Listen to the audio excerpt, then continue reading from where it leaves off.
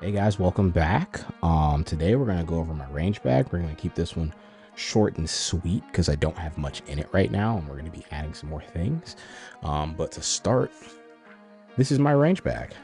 It is a very simple range bag that I got for free from USCCA, which is one of many different self-defense. I don't want to. It is insurance, but there are other companies that are not insurance. But they're one of the many companies out there, and this came with my membership. So let's go ahead and pop it open. We'll start going through. Now there are some things missing, and we'll kind of go through what those things are as I dive deeper. But this is the bag. Start with some Ear Pro. So I have the to the side. I have the Pro Hear Machete hearing protection. These work very well. They are not electronic in any way. I didn't want to deal with batteries and stuff with Ear Pro at all. So I ended up getting these primarily due to that. I just didn't want to deal with batteries.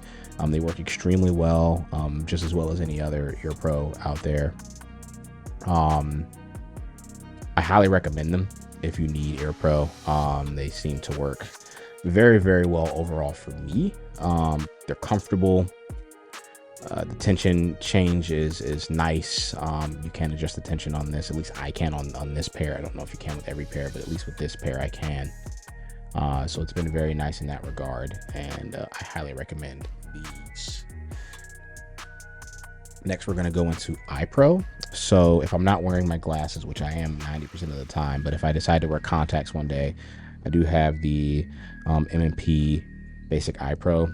These are nice. I have used these once so far. Again, I typically wear my glasses, so I don't have to use these. But these are nice, comfortable. They look decent. I know some of these look kind of crazy, look kind of goofy. These don't look goofy in my opinion, and you know, they do what they're supposed to do. They protect your eyes. So these were fairly cheap overall, and they come with this little case and a cleaning cloth when you order it. So definitely on the recommendation list from me, and I will make sure to include links to all of this in the description, so that way you can simply go buy it if you choose to. Next, we're going to have my OWB holster. This is from Warriorland. I also bought this on Amazon, but this is from a company named Warriorland. If you notice, my OWB does not have a section for a light. I don't run a light when I do OWB training. Not by choice. I could not find the correct OWB holster for my gun light combination. IWB, super easy to find. OWB, not so much. And if you don't know what OW means, that means outside of waistband or outside waistband holster. Couldn't find one.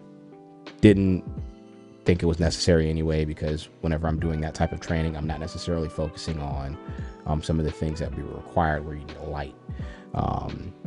So overall, this is good to have in that setup whenever I'm doing those types of trainings. These on so I can see. Next, we're gonna have the double mag holster. So this does hold 2 mags, and I'm gonna keep going through my bag and you'll see more mags. But it does hold 2 mags. It does have a nice click. I don't know if that'll pick up in the microphone, but if you look right here, there's a little retention spring that pops up. I can show it in this. So it's very, very good for that, and it'll hold, again, 2 magazines with no problems. Next, we're gonna go into the speed loader I use. I use the UpLula, or I forgot the name, a MagLula, I think is the other name for it. It's a speed loader. It's very simple to use. This is for 9mm. Slide it in. There's only one way for it to go. And then I'll switch to the top down. You can simply see that you push in, push down, slide in, push out. So push in. There we go. Push down, slide in, push out. And there's not a firearm on set right now, so there's no weapon to put these into. I highly recommend getting a speed loader if you plan on training often. Every training I've gone to so far, we've used about 150 rounds, and we reload after every 25 rounds, 30 rounds.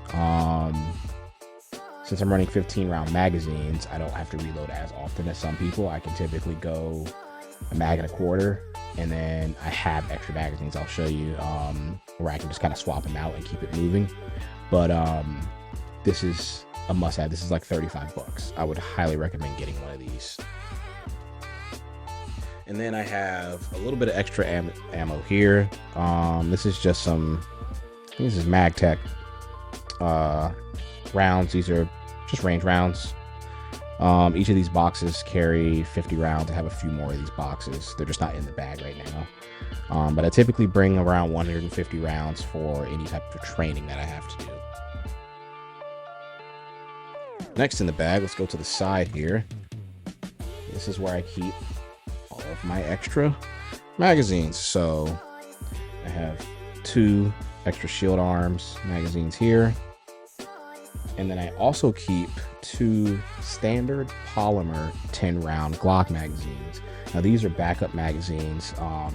Since you have to change the mag catch when you run shield arms from the plastic to the metal mag catch, that can destroy these polymer magazines. And I'll show you in the camera. You can kind of see it right here. There's like some polymer plastic right there starting to lift up. That's due to the mag catch. You can also see it on this one. So that will destroy your magazine, but in a pinch, if I need 20 rounds, I have 20 rounds. And that's the important part, especially for training. I wanted to make sure I had enough to where I was always ready to go when I needed to be ready to go. So on the side here, I think it's on this side. Yeah. I keep all of the tools needed to fix my red dot, my flashlight, any screws that may need to be tightened, the original plate that goes in the section where my red dot is, my original plastic mag catch is also in here. All that's in this box, so that way if I need to do some quick work at the range, I can. And then I have a little bit of Loctite in here, just in case, again, for those screws. I have the Glock OEM speed loader, which in my opinion sucks, but it works when you need it. And then I have a bore laser in case I need to zero in a red dot. So it's good to have that just in case I'm at the range, I notice it's off, and I don't want to just blow through rounds. I can use that and then go from there. On this side, I have some simple pick tools, nothing crazy. There's going to be more stuff on that side, and then this other side pocket, I don't have anything. Now, some items that are missing. One of the big ones someone's going to say is some type of med kit or an IFAK or something like that. I have one on the way. I don't currently have one, as you can see. We run at a range where we are surrounded by members who have IFAKs. So I've been okay thus far, but I'm definitely going to start bringing one with me. I am also missing a stapler. My range does not necessarily require a stapler for us to go shoot or hang up targets. They have some targets that can stick to the backboard, but I want to get a stapler just in case, you know, it's not sticking or something like that.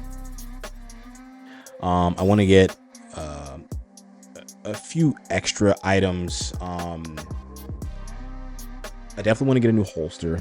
I want to get another way to kind of store my ammunition. I need to get a few more mags, and that's really it. I mean, overall, your range bag is going to kind of be set up to fit whatever you need to do. But most of my training right now is fairly basic, and my bag shows that, right? It's a basic setup. So as I start to advance in my training and everything like that, my bag will advance with me. So I hope you guys enjoyed, you know, at the beginning of this journey here into this world with me. And you know, I hope you guys like it. If you do, leave a thumbs up, And I'll catch you guys in the next one. I'm out of here. Peace.